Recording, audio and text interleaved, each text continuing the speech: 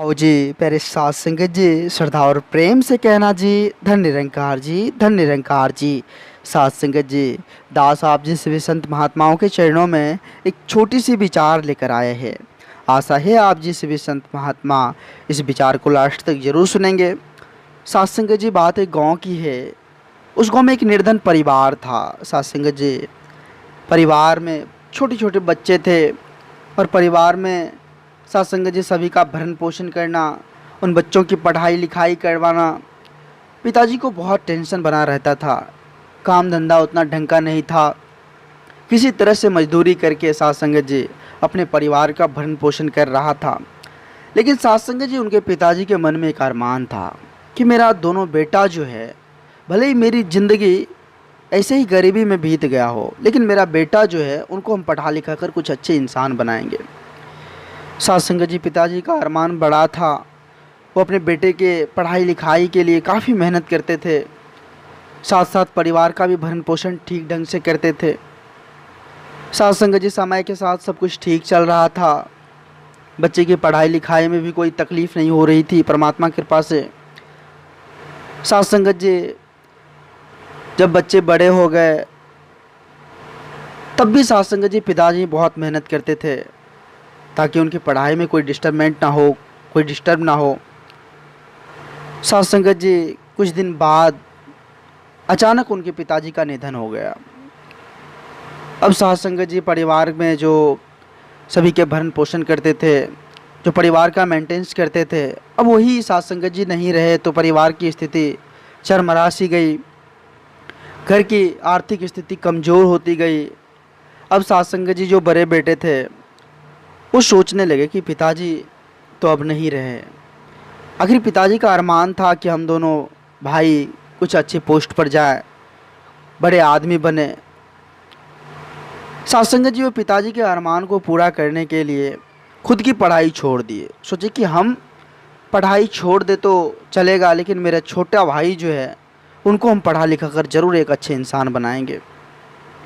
क्योंकि साथ संगत जी, परिवार में कोई कमाने वाले भी तो नहीं थे।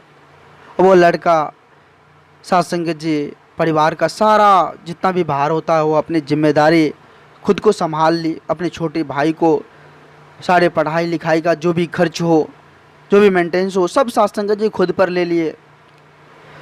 साथ संगत जी, समय के साथ सब कुछ ठीक चल रहा था। बड़े भाई की भी शादी हो गए। साथ संगत जी, अब उनकी पत्नी आ गई। पत्नी भी साथ संगत जी बहुत अच्छी, जो अपने देवर का साथ संगत जी पढ़ाई लिखाई का काफ़ी ध्यान रखता था कि वो एक अच्छे इंसान बने, क्योंकि पिताजी की अरमान थी।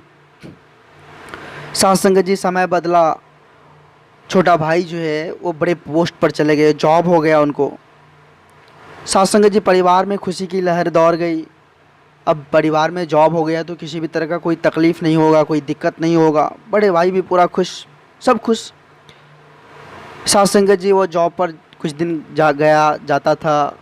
जो भी इनकम आती थी वो साथ संगत जी संजो के रखने लगे। रख के साथ संगत जी अलग में एक ज़मीन खरीद ली और ज़मीन खरीद कर वहाँ एक आलीशान घर बनाने को सोच लिया। धीरे धीरे साथ संगत जी उनके पास भी पैसे हुए, एक आलीशान घर बनाए। साथ संगत जी, इधर भाभी भैया जो थे उनके मन में थोड़ा थोड़ा हिचकिचाहट होता था कि छोटे भाई को पढ़ाई लिखाई में इतना खर्च किए, हम ये नहीं देखे कि हम किस तरह से अपना परवरिश करें, क्या करें। अपने छोटे भाई के पढ़ाई लिखाई में इतना हमने खर्च किया, लेकिन आज छोटे भाई वे अलग में ज़मीन खरीद कर खुद को घर बना रहा है। आखिर इतना चेंजिंग आखिर क्यों हो गया है? साथ संगत जी, थोड़ा दुख था। जब साथ संगत जी घर बनकर तैयार हो गया तो छोटे भाई जो थे बड़े भाई को इनवाइट किए, भैया घर का जो है घरवास है, आप जी भैया और भाभी यहाँ आइए। साथ संगत जी फ़ोन घुमा के बोले तो भैया और भाभी छोटे भाई का बात रखा। गया साथ संगत जी, नया घर जहाँ बन रहा था वहाँ पूजा पाठ की सारी तैयारी हो रही थी।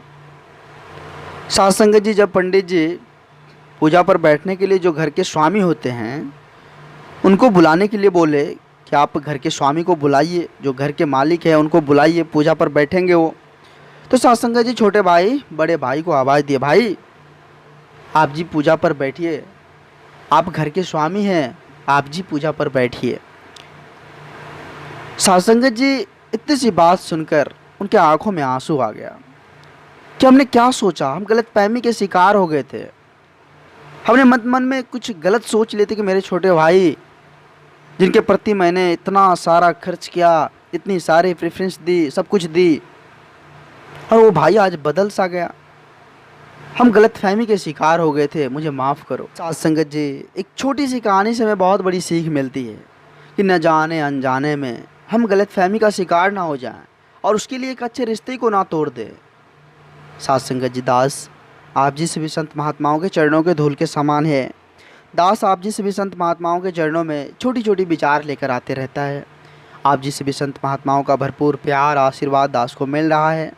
आगे भी इस तरह का लाड़ प्यार दास के साथ बनाए रखना अरदास है। अगर ये छोटी सी विचार आप जी सभी संत महात्माओं को अच्छा लगा हो तो साथ संगत जी सभी संत महात्माओं के बीच शेयर करें और दास के चैनल को सब्सक्राइब भी करें। साथ संगत जी एक बार सभी संत महात्मा मिलकर प्रेम से बोलिए, धन्य निरंकार जी, धन्य निरंकार जी।